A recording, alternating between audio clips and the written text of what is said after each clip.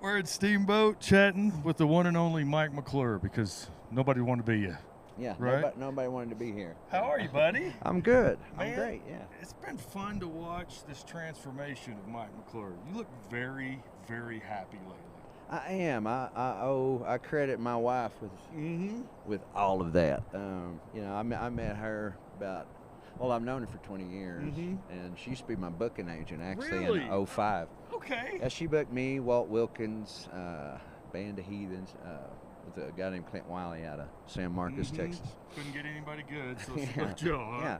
How fun. And when I went through a divorce in 2018, we run back into each other, and she helped me kind of crawl out of my chemical dependencies. Yeah. And just start living again, or maybe for the first time. Maybe. Who knows, yeah. man? Yeah. So I'm very excited. This is what I want to talk to you about. Coming up in April, there's that show in Stillwater. Yeah. I got tickets to the Friday show for a reason, because I wanted to see the Mike McClure band Right on that stage with all those people, man. That is going to be so much fun. It'd only be better if Skinner was there. Yeah, well, I'm thinking about getting a cardboard cutout of him. Are you stand really? Up there, yeah. Maybe send it out crowd surfing. That would be good. Yeah. Just have it on a string coming across. Yeah, That's totally Skinner. Yeah, he'd love that. But, a lot of my Mike McClure band stuff was stadium rock with no stadium to play it to. Yeah. So this is... Playing in honky-tonks. Yeah, to some confused patrons. But, that's going to be cool, It's really... I'll be able to play with Waldo, Eric Hansen, he's old Red Dirt fella. He played with Tom Skinner back in a band called Farm Boy and Medicine Show, old Red Dirt stuff. And he was my drummer for about 10 years, and he's been Cody's drummer for I don't know how long now. It's been probably about as long. Yeah, absolutely. And so we're going to get to jam together again and play a lot of the songs that we used to. People still come up and get confused which one of you is which. Yeah, It's yeah, the they funniest do. thing, isn't it? Yeah, and he's even lost some weight now, so we're even closer looking. One of us got to grow a beard. Right, yeah. You need the big long beard. Yeah, that works. I think you'd look great with that. It works. So, also, you doing the Great Divide stuff again, too, man. How did that come about? Well, Tumbleweeds hit the big club in Stillwater, hit me up. The original, we got back together in 2012. Yeah.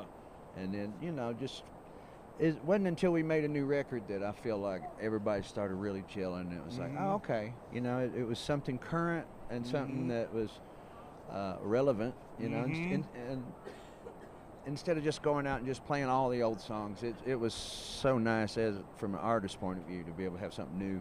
Yeah. And have people connect to it, enough to, If it's all old, do you feel like you're just kind of going through the motions? Yeah, and I know me, and I get bored with it real fast. Yeah, a lot of those songs was my perspective in my 20s and my 30s. Right. And it's changed. Yeah. And I don't want to shortchange anybody that loves those songs, but also I want to grow.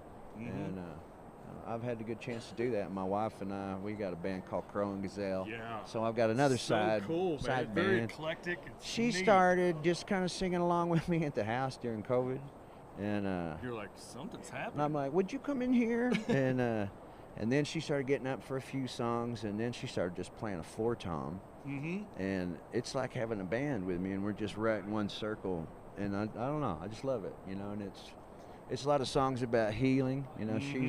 She's very into healing and helped me. Very holistic kind of. Yeah, she helped me in healing up a lot of, having to examine stuff I've kept buried my whole life, and bring it out and lay the ugliness on the table and let's look at it.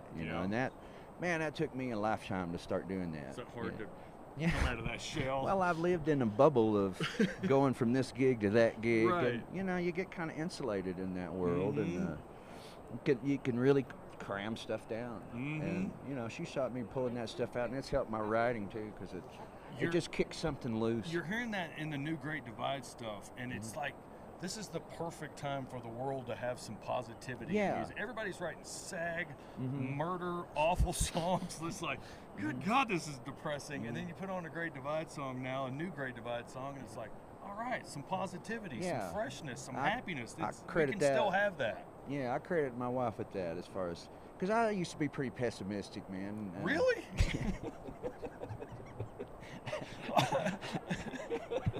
Sorry. I was joking a lot of the time.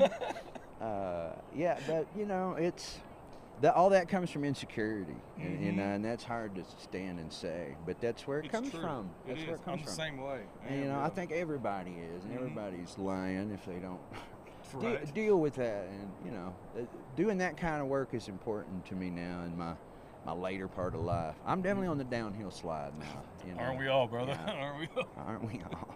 Yeah, we're trying to make up for those past years. Yeah, that's a lot of it. That is. So, any new Great Divide music coming out? Yeah. One thing I want to do is we've been doing that. Katie. What's that called? Navajo Rug. Yeah. We've been doing that, and Scott sing that, and people love it. And I thought, let's record that and put it out. It'd be Yeah. cool.